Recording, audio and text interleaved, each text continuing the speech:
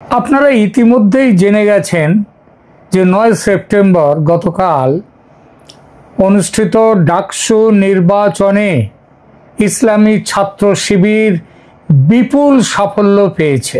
বিপুল এই সাফল্য এটা শুধুমাত্র একটি ছাত্র নির্বাচনের ফলাফল মাত্র নয়, এটি বাংলাদেশের রাজনৈতিক দিগন্তে একটি নতুন অধ্যায়ের সূচনা। কেন সেটা বলছি।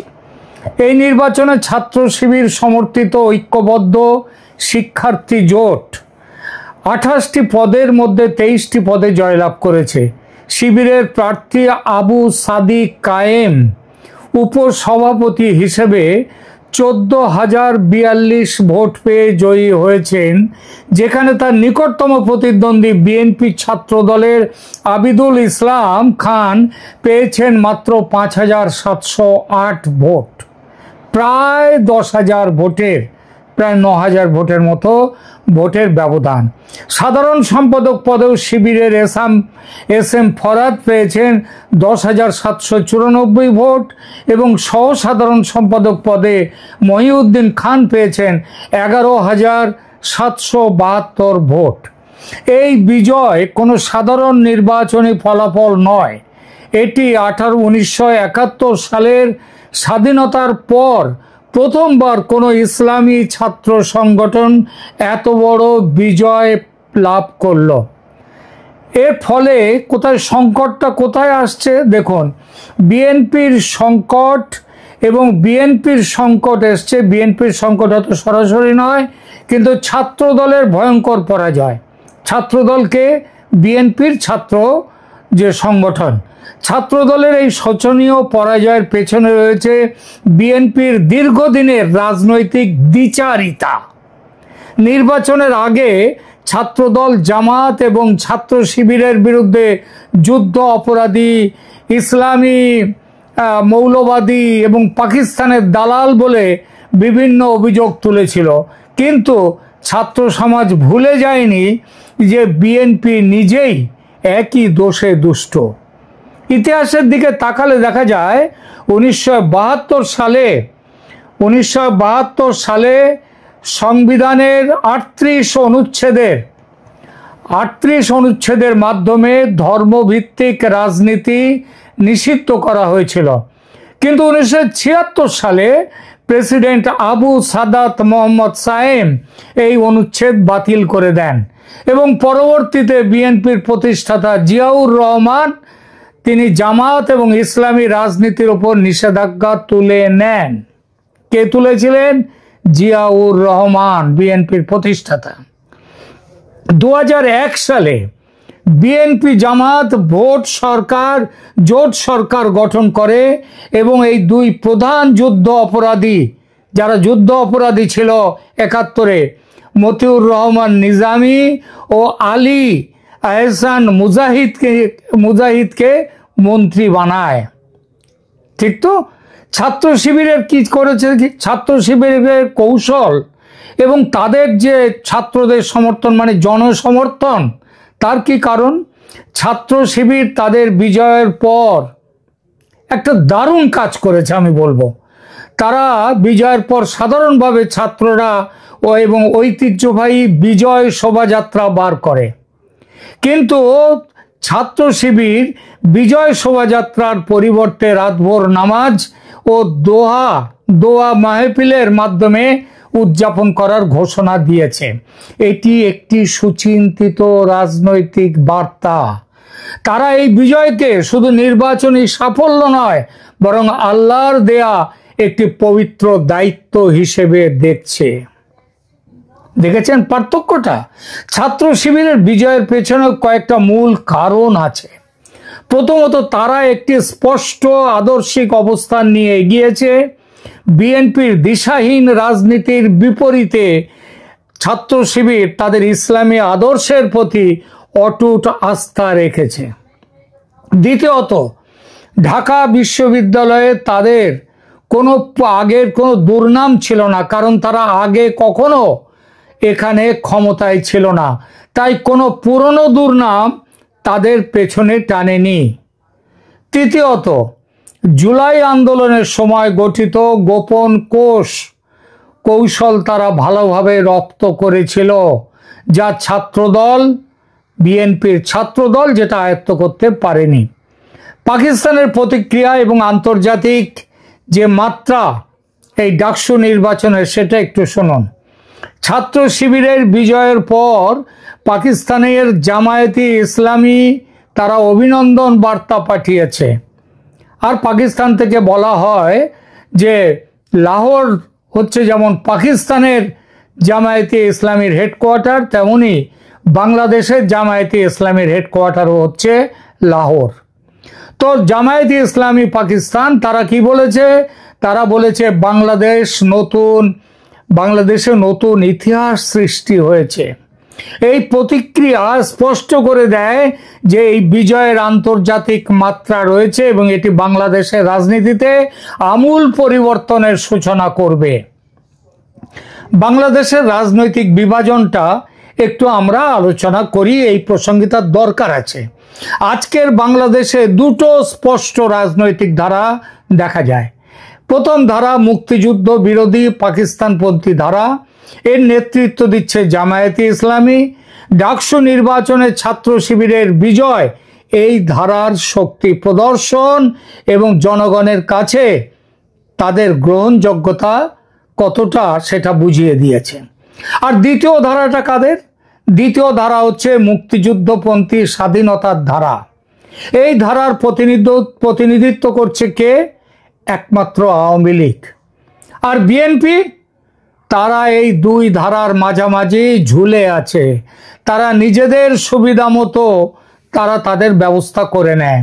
তারা না পুরোপুরি মুক্তিযুদ্ধের পক্ষে, না জামায়াতের মতো স্পষ্ট বিরোধী অবস্থানে তারা রয়েছে। তারা জামাতের বিরুদ্ধে কথা বলছে, আবার জামাতের সাথে একাধিকবার তারা জোট করে থেকেছে। 2026 সালের নির্বাচনে এবারে এই যে ডাকসুর নির্বাচন হলো, তার প্রভাব পড়বেই। 2026 সালের নির্বাচনের সম্ভাব্য চিত্রটা কি হতে পারে?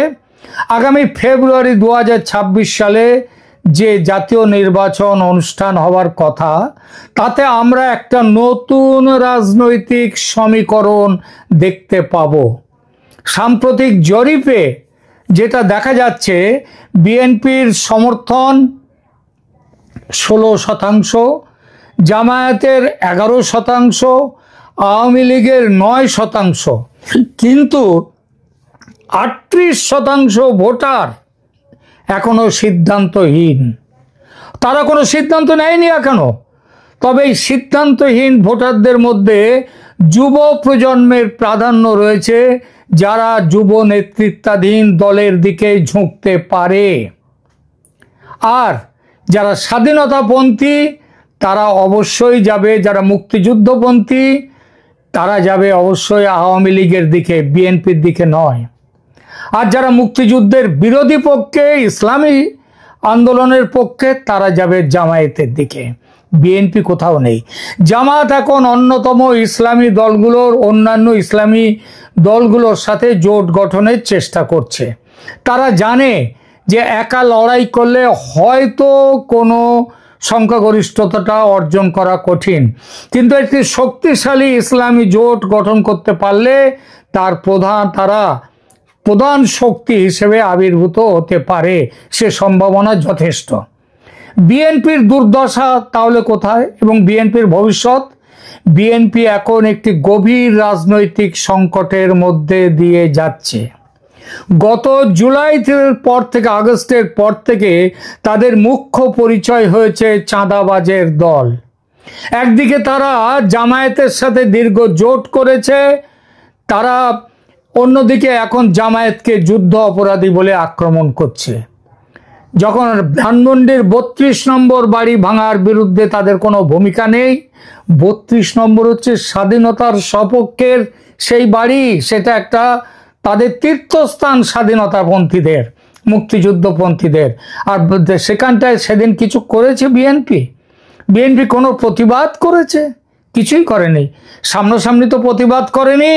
এমনকি তারা এই যে বিএনপি, এই যে তারা ওই 32 নম্বর ভাঙার বিরুদ্ধেও কোনো সেভাবে কোনো জোরদার কোনো তাদের পক্ষ থেকে কোনো বক্তব্য জারি হয়নি। এই দ্বিচারিতা, নিজেদেরকে বলবো মুক্তিযুদ্ধের সপক্ষে, আবার অথচ মুক্তিযুদ্ধের বিরুদ্ধে কাজ। সুতরাং এই দ্বিচারিতা জনগণের কাছে স্পষ্ট হয়ে গেছে। জনগণ জানে যে বিএনপি ক্ষমতায় যদি আসে ভোটে, জামায়াতের সাথে আবার জোট করবে। তাই তাদের বর্তমান অবস্থান মানুষের কাছে বিশ্বাসযোগ্য মনে হচ্ছে না।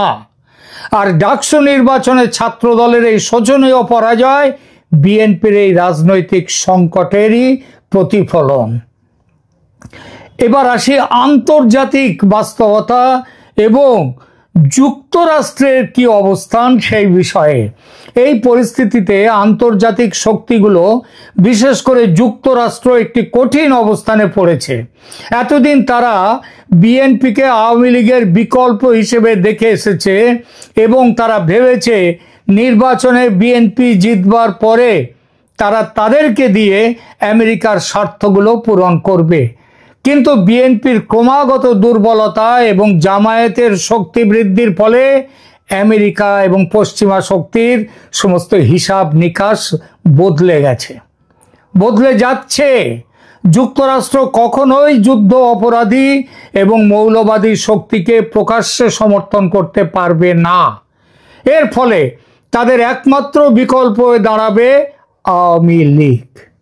যদিও তারা শেখ হাসিনার শাসনের বিষয়ে সমালোচনা মুখর ছিল, কিন্তু বাস্তবতা হলো গণতন্ত্র, মানবাধিকার এবং ধর্মনিরপেক্ষতার প্রশ্নে আওয়ামী লীগ হচ্ছে তাদের নিকটতম মিত্র, যে যখন বিএনপি মাঠে নেই।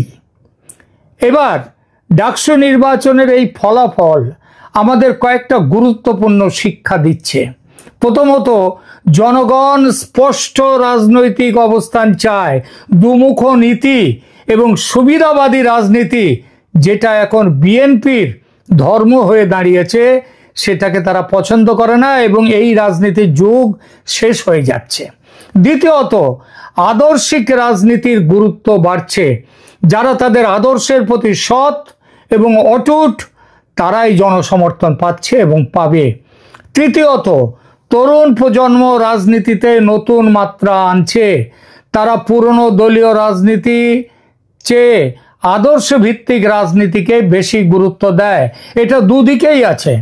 যেমন মুক্তিযুদ্ধ বিরোধীর দিকেও প্রচুর তরুণ আছে, তেমনি মুক্তিযুদ্ধের সপক্ষে হয়তো তার থেকেও বেশি তরুণ রয়েছে। তাহলে ভবিষ্যতে কোন দিকে চলবে? আগামী দিনগুলোতে বাংলাদেশের রাজনীতি দুটো স্পষ্ট ধারায় বিভক্ত হয়ে যাবে। একদিকে থাকবে জামায়াত নেতৃত্বাধীন ইসলামপন্থী জোট, অন্যদিকে আওয়ামী লীগ নেতৃত্বাধীন মুক্তিযুদ্ধপন্থী শক্তি। আওয়ামী লীগকে নিয়ে আসতেই হবে নির্বাচনে, নইলে নির্বাচন হবে না, এটাও পরিষ্কার জেনে নিন। এবং আওয়ামী লীগ এলে আওয়ামী লীগ হবে মুক্তিযুদ্ধপন্থী শক্তির, তাদের যে সেই শক্তি হবে আওয়ামী লীগ। বিএনপির জন্য এখন সময় এসেছে আপাতত তাদের রাজনৈতিক অবস্থান স্পষ্ট করার। সেটা 2-1 দিনের কাজ নয়। গত প্রায় 30-40 বছর ধরে যে রাজনীতি, যে সাম্প্রদায়িক রাজনীতি তারা করে এসছে, তার মানুষ তো একদিনে ভুলবে না, ভুলাতে গেলে সময় লাগবে। যারা মুক্তিযুদ্ধের আদর্শে বিশ্বাস রাখেন, স্বাধীনতাকে ভালোবাসেন এবং ধর্মনিরপেক্ষ গণতান্ত্রিক বাংলাদেশ চান, তাদের অবস্থান স্পষ্ট হতে হবে। কারণ আগামী নির্বাচন শুধু ক্ষমতার প্রতিযোগিতা নয়, এটি হবে বাংলাদেশের আত্মার লড়াই, বাংলাদেশের আত্মার লড়াই। আমাদের সবাইকে মনে রাখতে হবে, বাংলাদেশের সবাইকে মনে রাখতে হবে, 1971 সালে 30 লক্ষ শহীদের আত্মত্যাগের বিনিময়ে 2 থেকে 3 লক্ষ নারীর তাদের সম্মানের বিনিময়ে আমরা বাংলাদেশ পেয়েছে একটি নতুন রাষ্ট্র, স্বাধীন বাংলাদেশ।